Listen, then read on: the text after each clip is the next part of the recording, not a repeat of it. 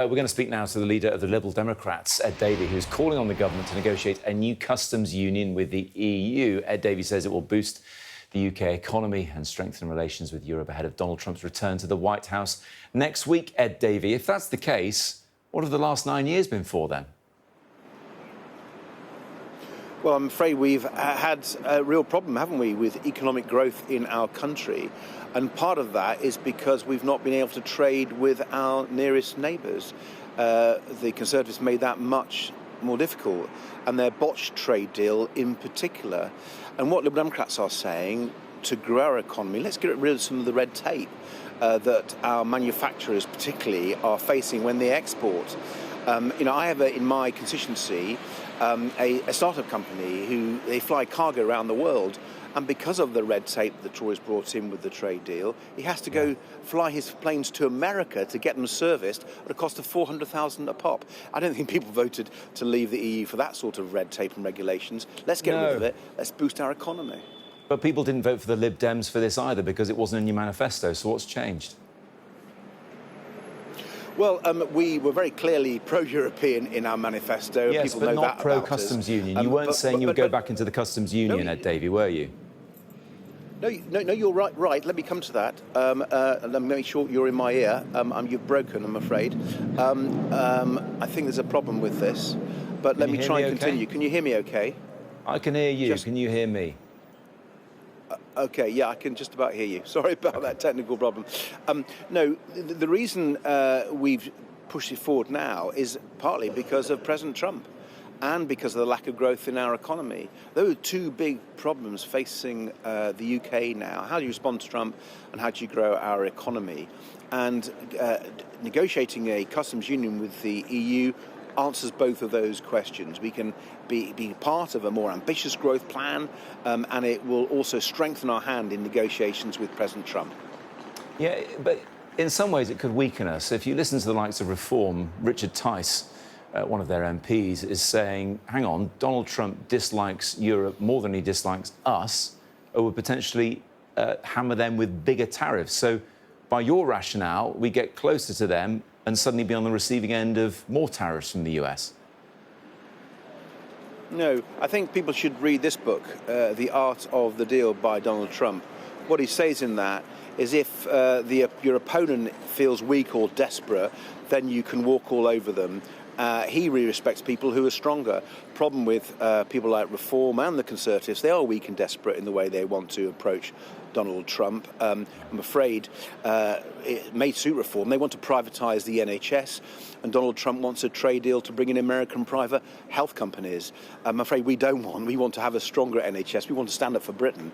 And the best way of doing that is by making sure that we're stronger with things like the customs union. I've also said, look, let's be realistic about this guy. We know who he wants. He likes a state visit. He likes pageantry. He likes a banquet with the king. So let's give him that. But let's do it in a transactional way. That's what he understands. And let's say you can have that, but only if you work with us to defend Ukraine from President Putin. Yeah. Hold up that book again, will you? Hold up the book. How old is that? How old is that book, Ed Davey? Well, I can read it. It's quite a few years, but it's got Donald Trump on. And Donald Trump's approach to deals hasn't changed. The point is things change. I think he wrote that in the 80s. And the climate is so much different these days. You can't use that as some sort of manifesto for a Trump second term, can you? No, I'm not trying to. I'm absolutely not trying to. I think you're misunderstanding me. It's how he does deals. And Donald Trump approaches deals in the same way. He's done it all his career. If he thinks you're weak, if he thinks you're desperate, he'll just walk all over you. Yeah, and I'm afraid, whether it's our government or the opposition, that's exactly how they're behaving. And it's not good enough for our country. And I want our country to be strong. And I want us to understand the sort of man that's going to be in the White House. He is completely unpredictable. He's completely unreliable. And he's transactional.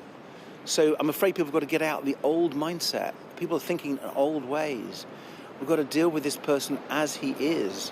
And what we're saying is, let's make sure our country is stronger and understands that there are things he wants, and if he wants them, we'll do a deal with him. I mean, look, if he's unpredictable, then a 38-year-old paperback isn't going to tell us an awful lot, is it? But anyway, let's move on. I mentioned reform I then. just think you're fundamentally wrong on that, I have to say. Go on, feel free to explain. Sorry. OK. Look, I appreciate we've got some sound issues here, haven't we? And the seagulls are flying Westminster and everything else. So, look, we'll keep it straightforward so at least you can hear my questions. That's the main thing. Ed Davey, just to finish off, I mentioned reform there, and we've already looked at your manifesto and the fact that the customs union was not in it. Political reform was in it. Are you still up for proportional representation? Would you like to see that come in? Yeah, we've been up for it for 100 years. And I think I'm the only party leader to have raised it in this Parliament. It's really important because it puts power in the hands of voters. Our unfair voting system means we've got a government with a huge majority on something like 34% of the vote. I mean, that's not right, is it? So and you got 500,000 fewer votes than reform at the general election. So if you did have proportional representation, would you happily be the fourth biggest party in Parliament and not the third? Well, we'd have more MPs under PR even than we got this time round, so that would make me very happy. But not as many as reform. But not as many as reform would. Well, yeah, but Labour would have fewer MPs. There would be a very different Parliament. We'd have a very different country, and that's what I'm about. It's not just about how my party does or how another party does. I'm afraid you misunderstand why PR is so important. It makes sure we do politics in a different way. That's the crucial thing. And in a way which is more accountable to voters, where voters have more power and more say. And one of the reasons why we're seeing people who are disaffected is because they're not sure if their vote counts. And that is a crisis in our democracy. I'm proud it's been Liberal Democrats who've been championing the case for reform, and we're going to continue to do that. OK, listen, appreciate your time, Ed Davey. Sorry about those technical issues, but I'm glad you heard most of that. All right, thank you very much. OK, thank you very much. Thank you.